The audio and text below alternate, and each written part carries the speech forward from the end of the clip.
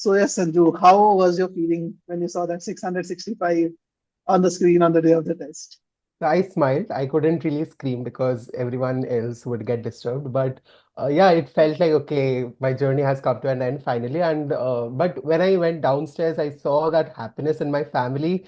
It then hit me what matlab, if I would have gotten a 705, what would have been their level of happiness? So it just hit me then. We are humans at the end of the day. We are never satisfied. And after having conversation with you, I'm like, yeah, sir wanted a little more score. And like the way you have boosted my morale throughout the journey, I think it's the result of that. No, definitely. Uh, See, I totally agree. See, moving from a 605 in your last attempt to a 665 is yes, also a very big achievement. And I very big. remember those days when we used to have our sessions, and uh, I used to tell you that, okay, you're doing well, and you are always like worried about, okay, will I do well? Will I do well? So it's Yeah, sometimes not just the score, it's also like that confidence which takes what do I say, short when backseat. Yeah. backseat when you kind of get a lower score like 605. But definitely, Mhm. like 665 is a very good score for the schools that you're targeting. And I know you're targeting some of the top schools in Europe for MIN. So obviously, with your profile and everything, that's going to be a good enough score. But yes, who knows? Hopefully. If at all, like you want to take another shot, you can, and I am sure you only improve the score. So I hope not. Yeah. yeah, definitely. Like it will serve the purpose, hopefully. Yeah. So Yeah. let us run through your GMAT journey. So tell us more about how did the GMAT prep start? What did you do in the initial days of the GMAT? And yeah, let's start from there. Yeah. So it started from the third year of my college. It basically started out with planning, but right after graduation, honestly, I was at the lowest point in my life in Mhm. terms of self-doubt, confidence, and it's not usual for a student who has graduated from Shri Ram College of Commerce. So Mhm. mine was definitely a special case. Maybe it was because of the friend circle or a lot of things, a lot of experiences. But I'm grateful to all of the experiences that I had. My GMAT, so my motive to get a good GMAT score was not only to get into a business school, but also to get that confidence back. Mhm. Because like I know what I have been through the past 9 months or my college, it has Mhm. always been underconfidence. Mhm. So and then I got into GMATWhiz. I was under a different company, Mhm. but like they say that they have a very good go about very good schedule and curriculum, everything, but it didn't really work out for me, evidently. But then thankfully, I just got enrolled into GMATWhiz. The journey with GMATWhiz, as I mentioned earlier, it wasn't only about, learning the concepts, but also both of you, Sunita ma'am and you, continuously boosted my morale. That was the biggest, I think, thing that I got from GMATWhiz. And also, I remember through the classes, I learned so many short tricks, short Mhm. tricks like for content. Also, I had a notebook called the gifts that I received from GMATWhiz. So I noted That's down really all nice of the you. actually, Thank you I so much. noted down all the short tricks that you had taught me, and I used to continuously practice those questions. And Mhm. yeah, and also like talking about verbal, it was a game changer. I literally moved from 51 percentile to 90th or 91st Yes. percentile, and I 92nd just got percentile you mentioned. 92nd percentile, and I just got four questions wrong, and that was also like two were at the end of the 20 and 21st, because I didn't get much time. Right after my exam, I called Sunita ma'am. I told her that, like, I didn't even realize that I was giving my verbal section. My order was Quant and then DI. I took a break. In the break, I meditated. I just told Okay. myself what Sunita ma'am was continuously. I could hear Sunita ma'am's voice in my brain. Right. Sanju, go slow. Sanju, go slow. You can do it. And there are a lot many institutions. They just simply, give some technique. They just tell you that, you did not grasp the meaning. That's a big lie. Big lie. That didn't really work out for me. I communicated this idea with Sunita ma'am. She told me in the very first class, you need to change the way you read the questions. I was watching I have watched a lot of videos, obviously, of GMATWhiz, but everybody say this, and I'm also gonna reiterate. Uh, Sunita ma'am taught me how to read.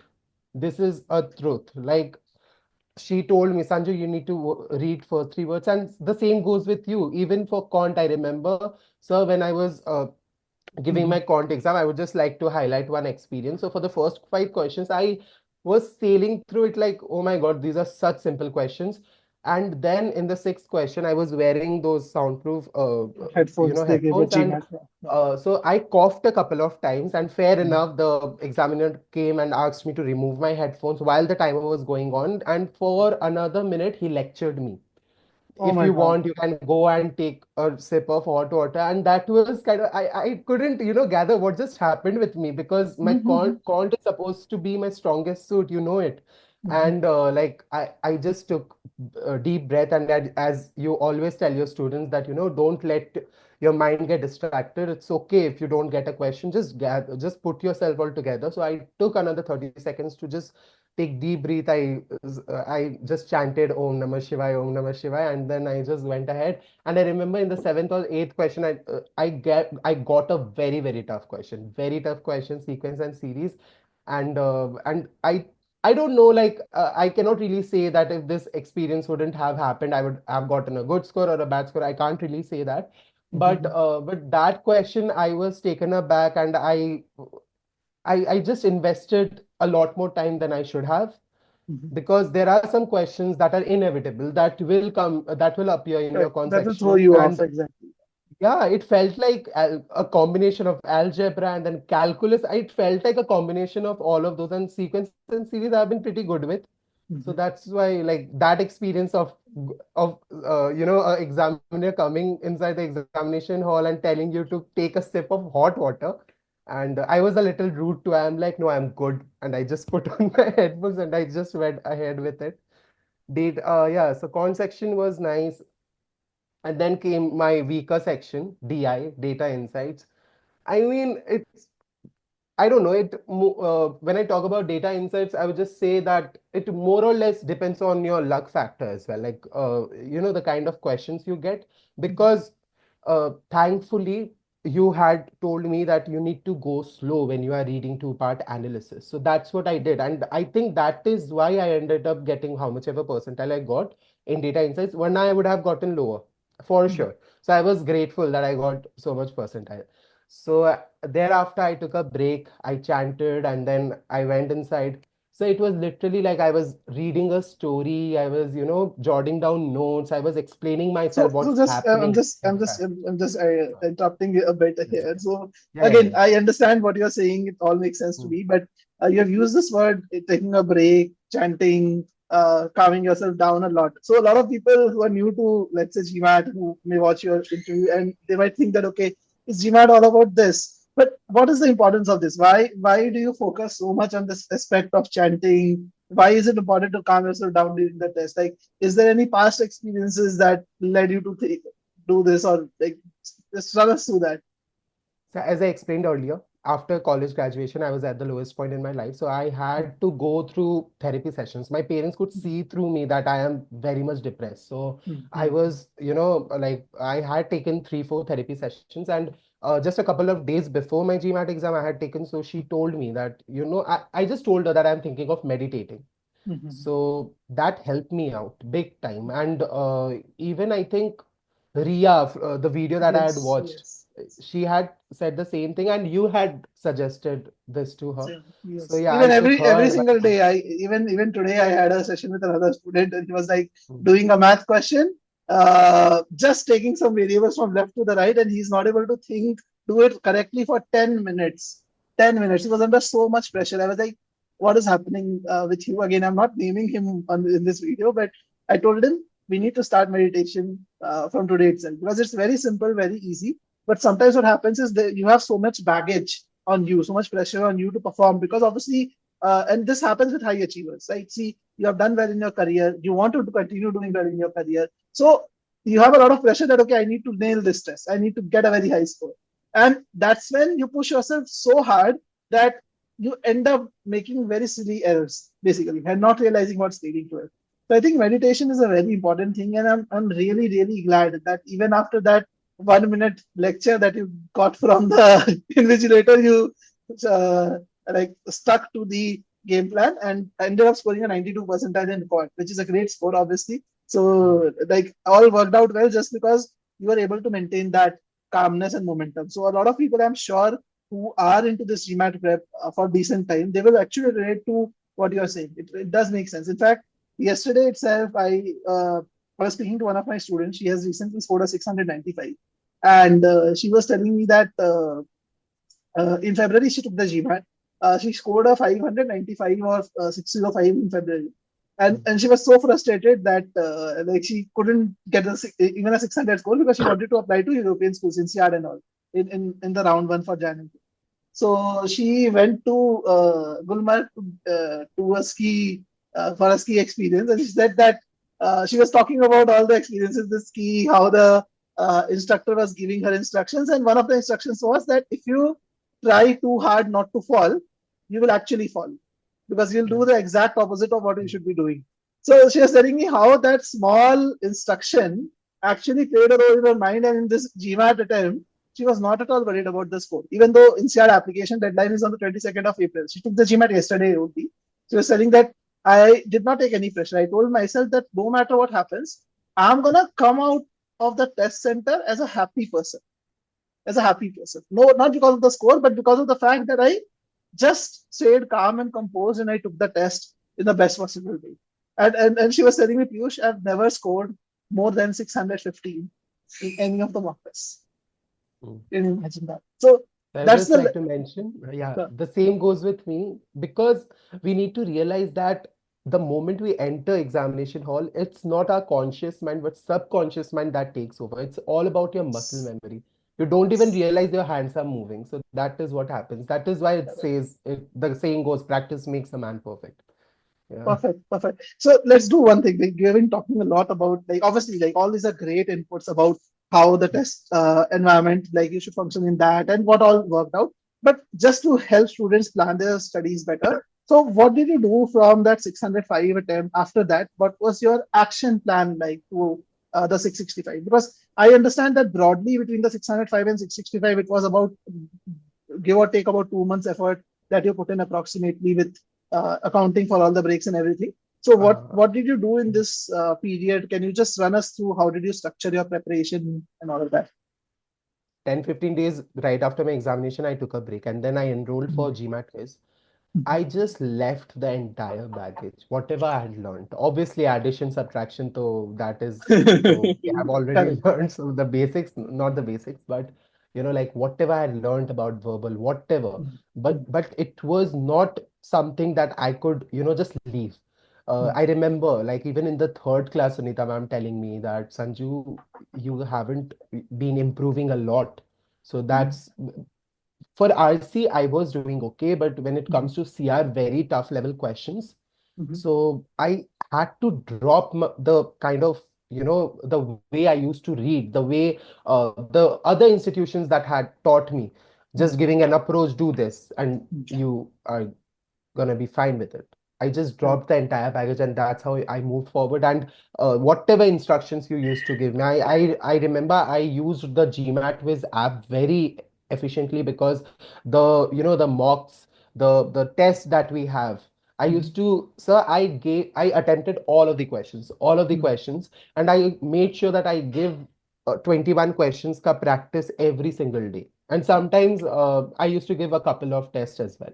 So it was more about practice, giving a lot of mocks. And just a day before my GMAT, I got a 615 in a mock, Oh, experts okay. global. So it Okay. was kind of devastating. I knew, like, but I just went ahead. It's my last try. Just do it all. So it was about accepting what you were giving me, and yeah, just getting rid of my baggage. That was my So structure. this strategy change that you're talking about, that you changed your reading style. So I understand you talking about reading slow. But what exactly are you doing? Like, what exactly were you doing earlier? Like, if I take an example of, let's say, CR or RZ, any one example you can take. So, what were you doing earlier? What was your process earlier, and what was your new process? Can you just run us through the change? Because obviously, students understand when you say read slow, but what to do exactly when you're reading slow? Yeah. And basically, yeah. Okay, so I'll just take an example of RC. Previously, I used to take around 2 to 2.5 minutes, even less than that, for the longest of passages. Okay. That's the worst approach that you can have. I mean, if you are born talented, that's a separate thing. I am not. I know Mm. that. So I took around like for one passage, first, like previously, what I used to do is just reading the passage thoroughly and just, looking for the opinion of the author, looking for this, looking for that. That used to take all of my time and not even ending up with the correct answer. What Sunita ma'am taught me was go through each line, understand the meaning. At least you need to have a broader perspective of what the author is trying to convey. Wonder what is the point of, answering the questions. So what I did was going like I used to read two lines slowly, grasp the meaning, and if I see that there is something important, I would just write a keyword. It really helps. It helped for me. I wrote a keyword, I understood what's happening in the first para, and then I read the second para ekdam slowly, and then I tried relating the first para and second para. That's how I went forward. And I didn't really have to look, a lot. Matlab, I didn't really have Refer to back look to the back at passage, passages. basically. Yeah. Yeah.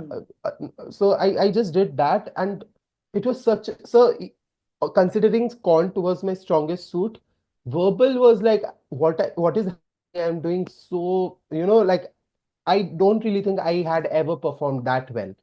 Mm. Like it should also be okay. I scored a 92nd percentile, that's fine. But being satisfied with how you have Correct. performed, that is Correct. also one thing, right? So See, I there's was very one. much satisfied. Yeah, one Hmm. thing is that you are not confident. When you have completed the test, you not don't feel confident about how the test went. And the other feeling is that you know that you have done really well on the test. That's a different kind of feeling. I Yeah. totally agree with you. Even if I would have gotten a lower score, say 645, 635, whatever, because GMAT is quite unpredictable, as you know, I would have been happier with how I went about in verbal, because I didn't, just did random things. I accepted what ma'am and I implemented ma'am's strategy. So I was happy. Yeah.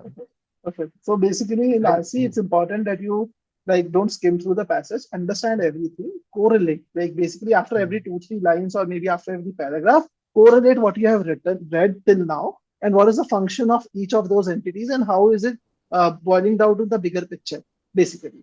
So I that's got, the yeah, goal. I got 96 percentile in RC. Oh my God, that's So great. that's a That's great, like good. that's good enough for me. I never got that. And for CR, the problem was I could have gotten a better score, but I'm not regretting or anything. But I remember like 20 and 21st question, I had only 1.5 minutes left, I guess. But what I did was I just randomly ticked question number 20, which was my strongest suit in CR type, and I just went ahead with question number 22. I should have gone back to, I don't know, like 20 to 23. I'm sorry. 2022. Yeah, I should have, yeah, I should have gone back to 22. It could have gotten me a better score, but I don't have yeah. See, any these regret. are small things which happen. Like I Yeah. remember, like I just took the GMAT in November just for the purpose of like checking what is the question quality and all that covered. And I remember the first question in verbal was a CR question, and I hadn't done a single verbal question in last 5 years, just for the record. So obviously, my muscle memory was not on pre-thinking. I didn't pre-think. I read the question, did not do any pre-thinking. I just went into the choices. And that was the worst thing I could do. I ended up spending 4 minutes on the question. I knew the answer is between these two. Just went ahead with the familiar one. I had a feeling I'm doing the wrong thing, but still did it. But yeah, I learned my lesson. The second question onwards, I made sure that I'm doing pre-thinking. And then I got like 14, 15 questions correct on a trot, basically. But yes, by the time I reached the third or fourth question, I realized the mistake I had made with the question number one. So those small things happen. Like you as an expert, I keep telling again, I'm not a CR expert, but still, I have been in GMAT for a long time, and I've taught people for sentence correction in classic GMAT and even RC earlier. So I understand how reading is supposed to be done, but sometimes Mm. these are small calls that you are not able to take at that very moment. So I totally understand what you're saying. So Yes. great things. So any inputs for like what did you change about your quant? Like you mentioned about better method, better Mm. techniques, but otherwise, what was your strategy for quant? What did you do? What enabled you to improve your quant score as well? Talking about Quant yet again, like I was good at Quant even Mhm. before, but it was about shifting my reading strategy. Like I shouldn't be skipping lines, I shouldn't be, Mhm. skipping numericals, shouldn't just pick up the marker and just go on solving it. That is something I learned from you. and you taught me how to read again. Like, the first, you guys, you and Sunita ma'am, both you teach us how to go about even reading the stuff. I don't really think like the previous institutes that I have been associated, no, not at all. So yeah, I read it very nicely. I used to read and practice. Practice is something that you can not really compromise with. And whatever, also another thing that I would like to mention, there are many people who, including me in my previous attempt, that okay, this topic might not be that relevant, and just skipping. Don't do that. Like the topics, the subtopics, you never know that the subtopics that you have skipped, it might come like in the form of 3 4 questions, and getting 3 4 questions wrong in Quant is like disastrous, so you Yes. cannot really do that. And Quant, yeah, I as I mentioned, you had provided me the short trick, so it isn't like you just provided and just read and done. It No, won't no, no, become no. natural. You have I to put in the effort, uh, practice to make it natural. subconscious So, mind. Yeah. So correct, I correct. implemented it in front of you. You gave me 4 5 questions. I did it and I got the answer correct. I remember the compound interest rate. I still remember the rule. So these are the things. Yeah, these are the things. Although I did not, I got one compound interest question and I did implement your strategy. I got the answer in under a minute, So that's the which idea. I See, would have basically, taken, which uh, I would have taken over 3 minutes for sure. yeah. Even rechecking the answer again and again. So yeah. So that's the thing. What a lot of people don't understand is that they think GMAT, they're not getting enough time on GMAT for hard questions. What they don't realize is that no matter how much practice you do, there would be 1 or 2 questions in the test which will throw you off. The idea is if you can save time from questions that you're aware of, like the questions that you're good at also, then you will have more time for the questions that you're going to be thrown off by, basically. So you'll be able to spare more time for them and automatically get a better score. So I think that's also something which I've seen as a common element. Again, I've not looked at your detailed scorecard for Quant, Mm. but at least all other students I have looked at, I never see them their scorecard being very linear, flat lined. It is always like some are very high and some are very low. It's always that case, basically. So yeah, that's the main thing. But Yes. great. I'm really happy for that, especially that jump of 50 percentile to 92 percentile on verbal is an amazing feat. And thankfully, we have the score that we need, and we have been putting you 100% on the application. So uh, Yes. I wish you really all the best. So it has been a long journey. You have been at this for 9 months before Very good. GMATWhiz, and then 2 3 months more with GMAT. So I know that's a long process, and hopefully it will all come to an end in a good way very soon. So, Yeah. Yes, sir. we're happy for that. So, thank you so much for taking our time, Sanju, today and talking to Sure, us sir. about your experience. And feel free to reach out if you need any other help in the future also, and stay connected. Okay.